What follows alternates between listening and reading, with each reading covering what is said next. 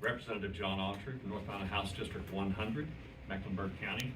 And I'm so grateful and thankful and appreciative of everyone's attention here today. This is a very important subject. These compounds that we're going to be speaking of today offer hope for a lot of people in North Carolina that other treatments and other therapies have fallen short on. It does carry with it some negative stigmatism that we hope to try to address some of that today and help reverse some of the policies that have been going on for the last over 50 years now. But anyway, you hear too much of me anyway, so let me first introduce a patient who's actually benefited from these compounds. A gentleman from Asheville, North Carolina, Mr. Ken Maxwell with Cluster Busters. Ken, thank you. Thank you, Rep Autry. First of all, my name is Ken Maxwell, and I grew up in Eastern North Carolina, lived in Raleigh for a long time. As Commissioner Graham used to say, I crammed 4 years of college into 6. But I lived there, and in the last 17 years I've lived in Asheville. And I'm here today because 5 years ago I was diagnosed with a fairly rare neurological disease called cluster headache. It's also called trigeminal autonomic cephalalgia. And then another name that it's called, which is a little more telling about the condition, is it's called suicide headaches. And the reason is that suicides occur at 20 times the national average with this disease in this disease group. And the reason is that it's an incredibly painful condition. Many physicians have called it the most painful condition known to mankind. And when I have them, it feels like a hot poker or a hot knife stabbing in the back of my eye, or a corkscrew trying to push the eyeball out of my head. And this happened a few months after I'd had a traumatic brain injury in 2012. It took 4.5 years to get diagnosed. Once I was diagnosed, I began treatment, but then later became chronic, which means I had no periods of remission.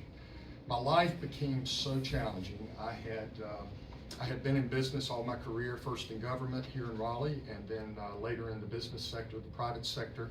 I had an undergraduate in NC State, an MBA from UNC. I had traveled to 20 different countries in my career. I had represented or served on more than 30 boards at the local and state level. I was a very active citizen in this state and loved it. I have a wonderful wife, 2 amazing kids that have gone on to do amazing things in the world, including founding nonprofits for kids, each of them have. And so I'm very, very, very happy with my life at the time of the diagnosis. But disease doesn't care about what you've done.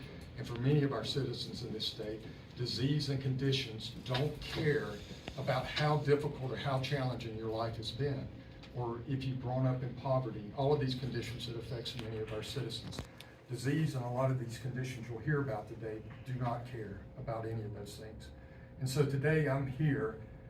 I have never once asked God why I got this disease, but I have asked God what I'm supposed to do with the suffering. And so for here today, I'm here because of that suffering. I want something good to come out of it. And if I can help advocate and promote using these compounds in a responsible manner for therapeutic and medical conditions, then that is what my calling is right now. And so I appreciate the opportunity to be heard. I appreciate you listening to all of us. And we ask for your support on any legislation that allows these compounds to be used for medical and therapeutic purposes. Thank you. Thank you, Ken. Appreciate it. Now we'll hear from Dr. Raymond Turpin, Executive Director and the leader at the Pearl Psychedelic Institute in Waynesville, North Carolina. Dr. Turpin. Can you move that? Yeah, just put, there you go. Thank you. I was told this didn't work at all. Oh, it does. Oh, it Very well. I just let it be what it was. Thank you. But this is Dr. Raymond Turpin with the Pearl Psychedelic Institute. He's the executive director there and leader in their therapy and treatment. Thank you. Thank you, Representative Autry. I'm Dr. Turpin. I'm the executive and clinical director of the Pearl Psychedelic Institute in Waynesville, North Carolina. We have been conducting ketamine-assisted therapy for several years, and we are currently participating in the FDA's expanded access program treating people with treatment-resistant PTSD using MDMA. We are currently treating our first participant. He is a veteran, 100% disabled, and in his first MDMA-assisted session, he felt like it was 10 years of therapy in 6 hours, and we're seeing some incredible changes just within the last few weeks. These compounds have been around a long time. This bill is trying to target 2 of the breakthrough therapies, namely psilocybin currently and MDMA. And both of these treatments have been around for a long time, and we know a good bit about them, but we need more research. Preliminary research is indicating that these are both very effective, potentially, medicines for treating some of our most refractory issues in society.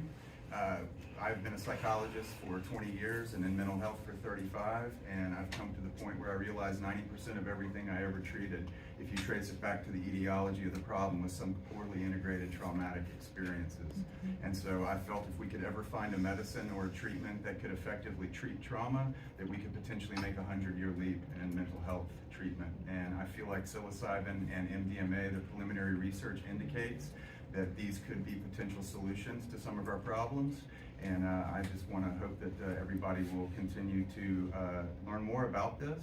I think the research that's being done is very well controlled, and the results are very strong. So I hope everybody will continue to inform themselves about this so that you have an informed opinion when the time comes. But really appreciate Representative Autry and Sasser and Sasser for co-sponsoring this bill. Thank you.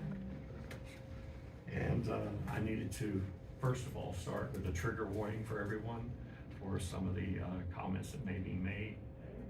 May have some impact on folks, but I just wanted to give you a heads up for that. Next, we'll hear from a person that I've known for several years who is struggling with PTSD, has suffered a TBI, but I'll let her tell her story. This is Jamie Song.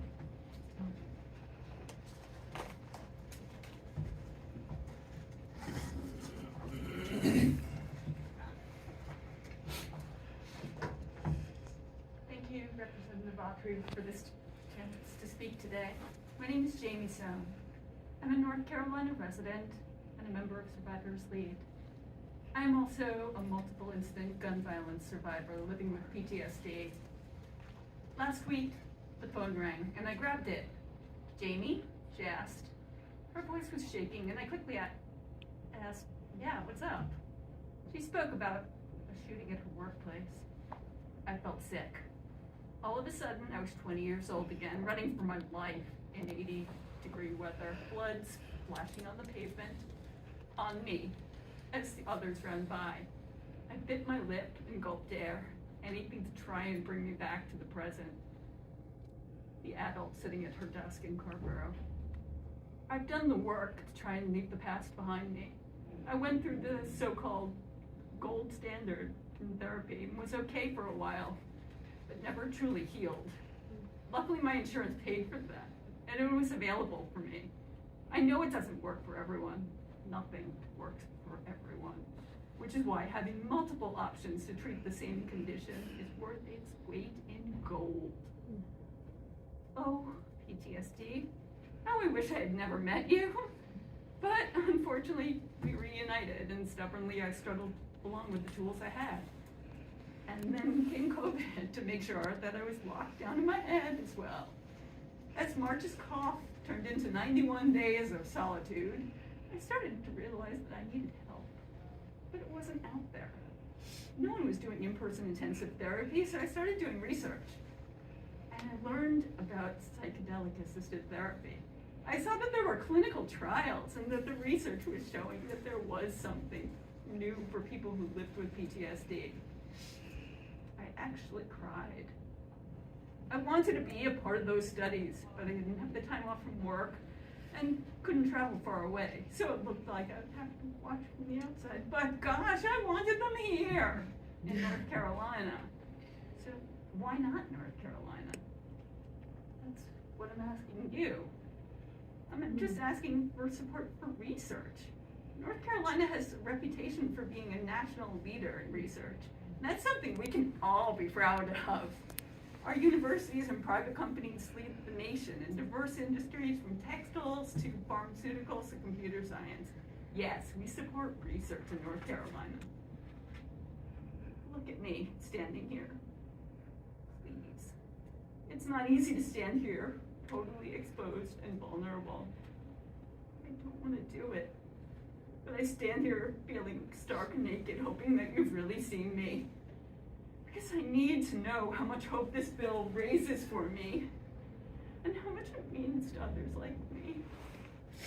And you can change my life.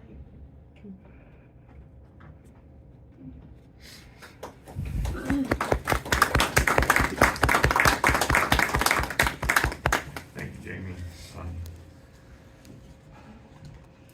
Now I'd like to bring someone from Charlotte, Laura Camillo Apker, who is a practitioner at Jehovah, a nonprofit in Charlotte. And so, Ms. Camilla Apker. Thank you, Reps Autry. Good morning, everyone. My name is Laura Camillo, and I'm a licensed clinical social worker. I work out of Charlotte, North Carolina, in private practice, but I also have my nonprofit, Jehovah, which serves to educate and advocate for equitable psychedelic-assisted therapy when that day hopefully is able to come. There are moments in life that really feel like dreams coming true, and this is one of them for me. It's been over 10 years ago since I committed myself to using psychedelic-assisted therapy to improve mental health outcomes in North Carolina. At the time, I had no idea what taking that path would look like. I have doubted myself countless times. I have watched in envy and frustration as other states led research in the country, multiple studies being developed, community networks that are being developed in support of what has been popularly termed the psychedelic renaissance. Meanwhile, North Carolina appeared eerily quiet on the matter. In those moments of sadness, plagued with doubt, I often thought about packing my bags and leaving the state I have happily called home for the last 20 years. I am so glad I did not let fear win, and that I am here with y'all today representing the mission and vision of my organization, Jehovah, and the many people that I've been able to come in contact with who support research into these medicinal paths. I often wonder what would have happened if I had left the state, but all I know is that I wouldn't be here with y'all today trying to advance knowledge and advance the understanding of how these medicines can change the lives of people today and in the future. Last summer, Representative Autry came to one of our monthly offerings, one of our monthly community offerings, and after several conversations, we established a network of folks who are interested in advancing this research, and that's how we are all here today. This message that we are trying to bring to you is that North Carolinians will benefit from developing evidence-based systems of community mental health care that involve psychedelic-assisted therapy. Psychedelic-assisted therapy is complex. There are many different compounds that are being studied to help with these matters. But the idea is to really kind of weave it into what we already have and expand our networks. So when I think about what I have witnessed in my professional journey, the last 10 plus years of going to school, getting my master's, getting my clinical license, and meeting so many people, dealing with so many different mental health challenges, I've just seen the way that these mental health challenges are eating away at the souls of our brethren here in the state, really eating into people's ability to show up for their families, show up for their communities, show up for their workplaces. We can do it different. I am not naive as to the tremendous responsibility that this coalition has on its shoulders to provide information on safety and efficacy and just how this will all work. There's a lot of questions that are going to come as we keep this message going, but I can only say that although my time with y'all is limited today, my passion for mental health is not, and my passion for advancing this is not limited in any way. So I really want to see North Carolina, the state where I completed high school, college, and my graduate degree, and all of my professional training, become a leader in innovation. And I have a poetic quote for the end, to quote the poet Emily Dickinson: "The brain is wider than the sky and deeper than the sea. Together we can ensure a brighter future for us all." Thank you. Thank you very much, Laura. Appreciate that. Next up, we'll hear from a veteran with some deep and wide experience in this field. I'll present to you Jonathan LeBecq. My name is Sergeant Jonathan LeBecq, United States Army retired. In 2005, hot August, I believe it was, me and Representative Chester actually boarded a bus and left our families for a year and a half to go through training and then to deploy to Iraq. We came back October 26th, 2006. I think you'll agree with me, different people. Within 2 months of coming back, early Christmas hour morning, I actually sat on the Veterans Memorial about a block from here and tried to figure out the best way to end my life. And I drove to Womack Army Medical Center and went and told them that I was gonna kill myself. They gave me 6 Xanax, told me not to take them all at the same time because it might kill me, and to go home and give all my guns to my neighbors at 3 o'clock in the morning on Christmas. So instead, I drank a bottle of vodka, I put a loaded 9mm in my temple, and I pulled the trigger. A manufacturing defect in the ammunition is the reason I'm alive today. I tried to end my life a total of 5 times. After my last attempt in hospitalization in 2013, an intern filling in at the VA slid a piece of paper across the desk that said Google MDMA PTSD. And I did. And that's when I went into a trial, and interestingly enough, I refratted from Iraq, November 22nd, 2006. I took my first dose of MDMA, November 22nd, 2014. I've been PTSD free ever since. I took MDMA 3 times 8 years ago. I have not taken MDMA since. And it's not like I hid from my triggers. I wanted to push my healing from PTSD as far as I could. And the universe likes to mess with me. Part of the reason I have PTSD is I got blown up in a porta-john in Iraq. It's the crappiest place to get blown up. But hey, I don't get to pick. But I didn't sit in a cubicle. I didn't hide. I went out in the world and I lived my life on my own terms, which has meant that a landscaper who drowned in a lake behind my house, I dove in, pulled him out, performed CPR for 15 to 20 minutes until EMS arrived to relieve me. Unfortunately, he didn't make it. About a year after that, on Hanover Street in Charleston, there was a bicycle buy shooting, something I never thought I'd see after I left Iraq, but hey, there it was in Charleston. I again ran towards gunfire and performed CPR on the victim, who unfortunately did not survive.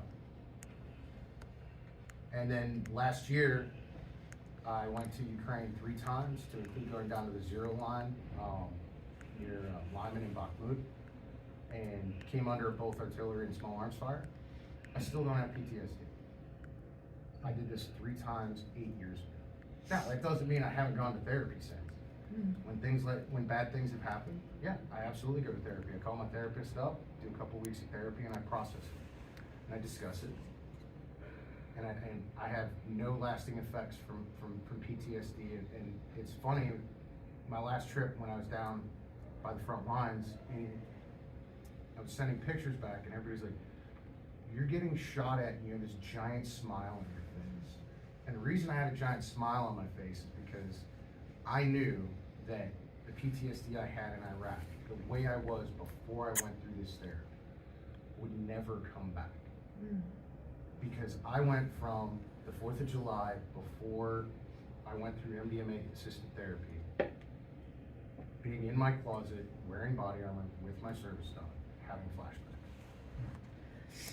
8 years later, I returned to a combat zone and performed admirably, so much so that I received an award while I was on.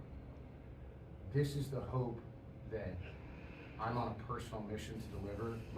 Most importantly, for Bravo Battery, 5th and 113th, the guys that I served with overseas who need this. But every veteran in North Carolina, every person in this state, this is, as much as combat was a life changer for me, this is a life changer for everyone who's suffering with PTSD. The legislation that will be coming out soon is a small first step. It's about research, so North Carolina can figure out the best way to implement psychedelic assisted therapy to help as many North Carolinians as possible. Thank you.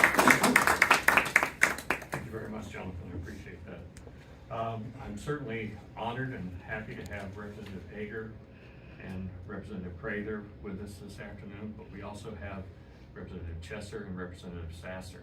I'm going to turn it over to Representative Sasser now, please. Thank you.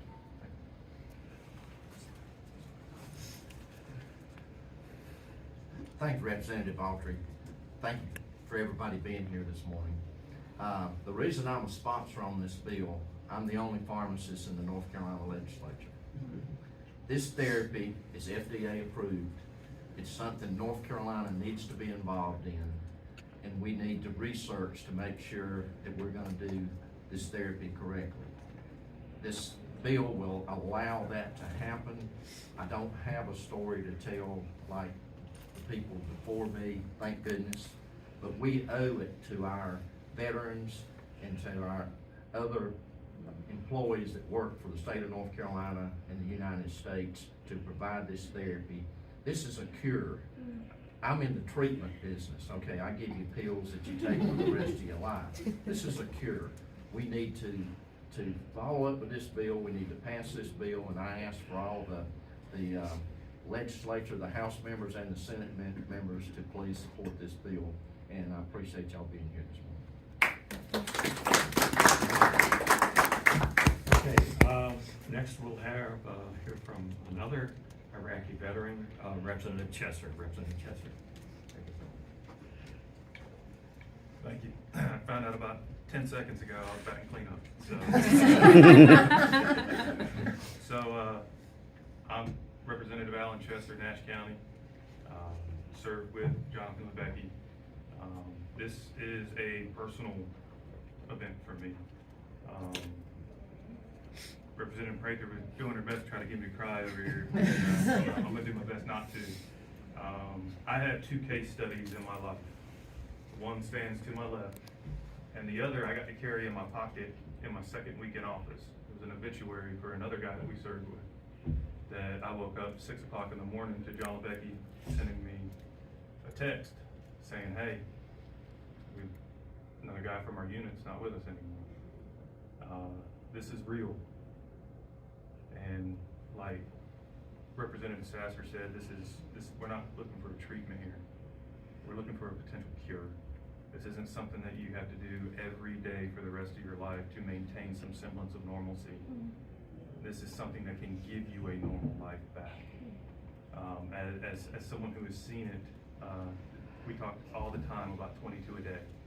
And that's just a reported number. That does not count accidental deaths, that does not count accidental ODs, that does not count for the veterans that drive their car off a bridge, or the veterans that, engage law enforcement in a suicide by cop. That is just those that are reported as suicides. I personally consider PTSD a terminal illness. We as Republicans and at the federal level passed the Right to Try Act. How many years ago now? It's been a while, right? Stating that terminal illness people have the right to try different treatments, some unapproved treatments, some experimental treatments. That is not what this bill does. This bill comes alongside behind FDA trials, behind FDA research.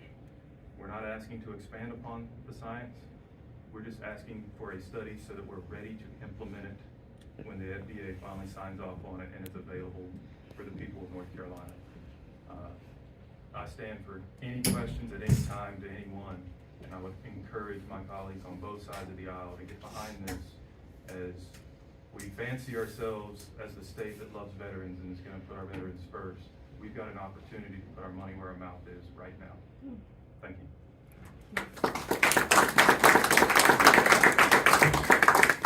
Well, I think we've heard some very compelling stories this morning that make the case for certainly the legislature to take this bill up. We do not have the final version of the bill. We have had the initial draft prepared, and we'll be making refinements based on input from Representative Chesser, Representative Sasser, and other members of the legislature who are interested in this kind of therapy. So if now I'd like to offer the press an opportunity to ask any questions if you have any. Colin? Medical marijuana obviously has been a heavy lift in this legislature to get Republicans on board.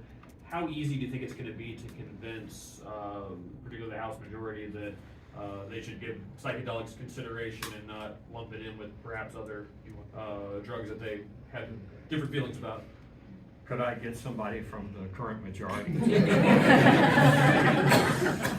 Let's get a freshman from the majority. That's just where we want to go. Yeah, we have no illusions that this is going to be an easy lift, but it's worth fighting for.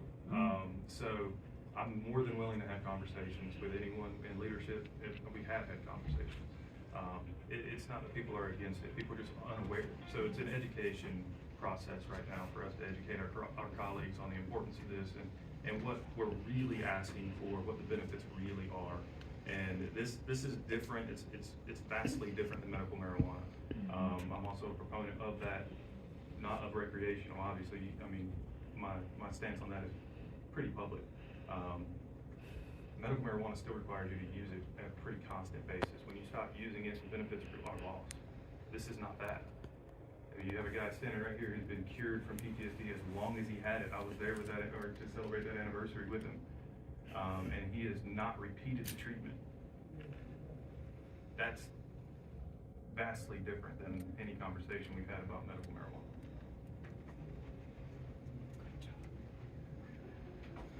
How was that?